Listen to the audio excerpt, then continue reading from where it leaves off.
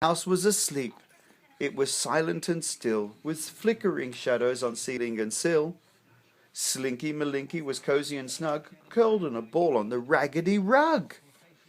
He opened an eye, inspected his toes, and washed from his tail to the tip of his nose. He wiped round an ear with a delicate paw, and stretched as he silently slipped through the door.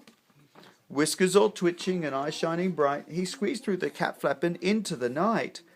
He prowled round the garden and smelled every smell, from the rambling rose to the snail in its shell. With a curious questioning call, he sprang to the top of the tumble-down wall. Brow! He called. Out of the bush, at the end of the wall, came two creeping shadows, one big and one small. Slipping and slithering and scrambling down were Grey-Wack Jones and Butterball Brown.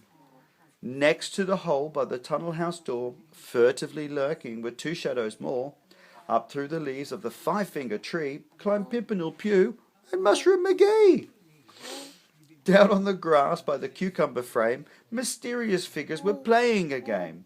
They tumbled and chased with Scuffle and Cuff the Poppadom kittens and Grizzly Macduff. From nooks and from crannies and mischief and game, from every corner and crevice they came. They sat in the moonlight's silvery glow, hobnobbing happily, 10 in a row. But out of the hedge by the rickety seat, disturbing the birds in their feathery sleep, something was sneaking on Pussyfoot paw, the cranky and crotchety Scarface Claw. Then, all at once came the ear-splitting sound, a caterwaul symphony echoing round.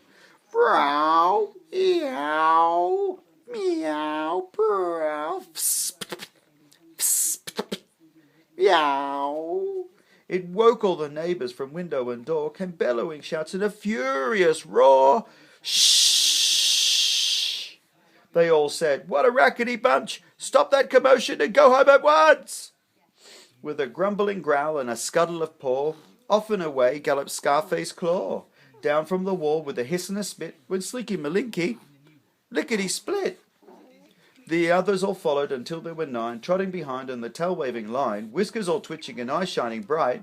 They squeezed through their cat flap and out of the night.